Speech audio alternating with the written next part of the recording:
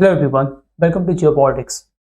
Hindenburg research जो है यह एक अमेरिकी फर्म है जो अपने आप को क्या बताती है कि ये लोग व्हिसल ब्लोअर्स हैं और दुनिया के जितने बड़े बड़े फर्म्स हैं, जितने बड़ी बड़ी कंपनी हैं, उनके अकाउंटिंग में जो इरेगुलरिटीज होती हैं या वो लोग जो अनइथिकल प्रैक्टिस करते हैं अपने बिजनेस में या जो भी ट्रांजेक्शन का फ्रॉड होता है उस पर ये लोग क्या करते हैं, इन्वेस्टिगेशन करते हैं और उस पर ये लोग रिपोर्ट जारी करते हैं। बट बेसिकली ये लोग हैं क्या, ये लोग रिपोर्ट इरेगुलरिटीज पे तो जारी करते ही हैं बट उससे ह्यूज अमाउंट ऑफ मनी ये लोग कमाते हैं और खास करके जो इनके क्लाइंट्स हैं वो बिलियंस ऑफ डॉलर कमाते हैं।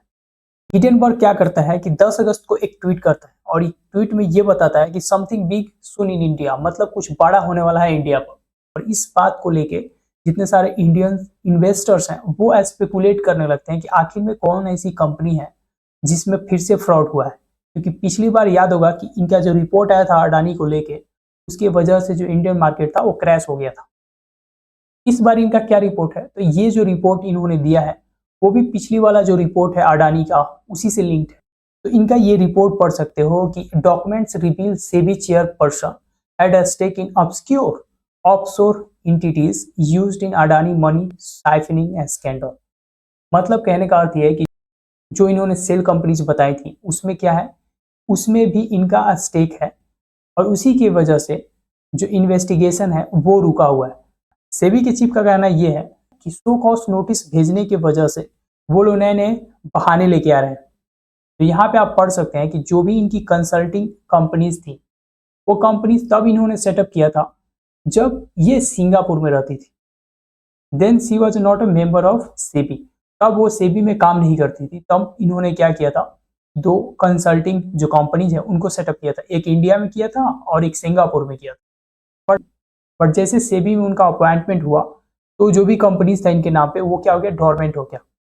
और ये जो भी इंफॉर्मेशन है वो क्या है, वो डिस्क्लोज हो चुका है सेबी के साथ। उसके बाद इनके जो पति हैं उन पे भी क्या लगाया गया है, एलिगेशन लगाया गया है। ब्लैक स्टोन जो कंपनी है उसमें एज ए चीफ एडवाइजर का काम करते हैं कौन, इनके जो पति हैं। और हिडेनबर्ग का कहना यह है कि सेबी ने कुछ ही महीना पहले क्या किया था कि जो रियल एस्टेट से रिलेटेड रेगुलेशंस है उसको फेवरेबल बना दिया था। तो इनका कहना यह है कि जो ब्लैक स्टोन कंपनी है वो क्या करती है, रियल एस्टेट में इन्वेस्ट करती है और इस रेगुलेशन के तहत जो सेबी रेगुलेशन बनाई है उससे क्या होता है कि ये फेवर कर रही है अपने हस्बैंड को, क्योंकि he is a senior advisor to Blackstone private equity. तो क्वेश्चन ये है कि हिंडनबर्ग इंडियन फर्म्स को क्यों टारगेट कर रही है। तो अगर आपको याद हो, जब फर्स्ट रिपोर्ट इन्होंने रिलीज किया था 2023, रिपोर्ट के कारण क्या हुआ था, अडानी का जो शेयर है, जो भी अडानी ग्रुप का शेयर है उसका जो वैल्यूएशन था लगभग 100 बिलियन के आसपास कम हो गया था। और इसके कारण क्या हुआ था कि जो भी हिंडनबर्ग के क्लाइंट है या हिंडनबर्ग है उन्होंने मैसिव प्रॉफिट बनाई थी। और इस बात को लेके दे आर कॉन्फिडेंट एनफ कि अब कोई भी रिपोर्ट रिलीज करेंगे and we are going to make profit. और ये लोग कमाते कैसे हैं, तो सिंपल सा बात है, ये लोग शॉर्ट सेलिंग करते हैं। शॉर्ट सेलिंग का मतलब ये होता है, मान लीजिए ये जो हिडेनबर्ग कंपनी है वो क्या करता है, मान लीजिए अडानी ग्रुप पर उसको रिपोर्ट जारी करना है। इस रिपोर्ट से पहले क्या करेगा कि जो भी इसके क्लाइंट्स है उसको ये इन्फॉर्मेशन दे देगा और उसके जो क्लाइंट्स है वो क्या करेंगे, इस इंफॉर्मेशन के तहत वो उस कंपनी का क्या करेंगे, शेयर ले लेंगे। इससे शेयर लेंगे, ब्रोकर से शेयर ले लेंगे। लेट्स से कि 500 रुपी पर शेयर है, ओके, 500 रुपी पर शेयर है, इन्होंने ले लिया और लेके ये क्या करेंगे, ओपन मार्केट में बेच देंगे। ओपन मार्केट मतलब जिसको रेगुलेट नहीं करती है सेबी, वहां पे ये लोग बेच दिए। और उसके बाद ये रिपोर्ट रिलीज होता है।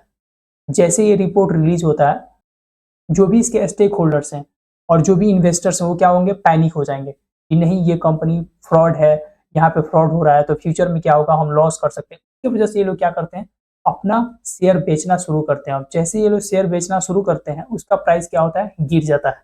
और जैसे प्राइस गिरता है तो फिर इसके जो क्लाइंट है जिन्होंने 500 रुपए पे बेचा था क्या वो शेयर्स, उसको क्या करते हैं, रिटर्न में खरीद लेते हैं। लेट्स से कि 1000 शेयर बेचे थे तो 1000 इन्होंने खरीद लिया। इस रिपोर्ट की वजह से जो शेयर 500 रुपी पे ट्रेड कर रही थी वो कितने पे हो गई, लेट्स से 50 रुपीज पे हो गई। ये 50 रुपीज हो जाती है। तो सोच के देखो कि 500 पे उन्होंने सेल किया और 50 रुपीज में जस्ट उस शेयर को क्या कर लिया, बाई बैक इन्होंने खरीद लिया और जिस ब्रोकर से इन्होंने बोरो किया था उसको रिटर्न कर दिया।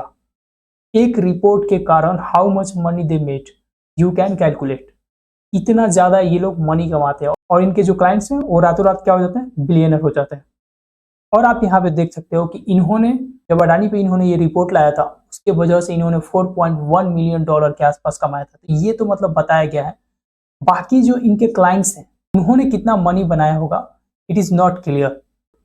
फर्स्ट रिपोर्ट के कारण इनका जो प्रॉफिट है और इनका जो कॉन्फिडेंस है वो बढ़ गया है, जिसकी वजह से ये बार बार टारगेट कर रहे हैं। और कुछ वीक पहले का रिपोर्ट है, उन्होंने ये भी बोला है जो कोटक महिंद्रा बैंक है वहां पे भी इनको इरेगुलरिटीज पाई गई और उसको लिंक कर दिए किससे, अडानी से।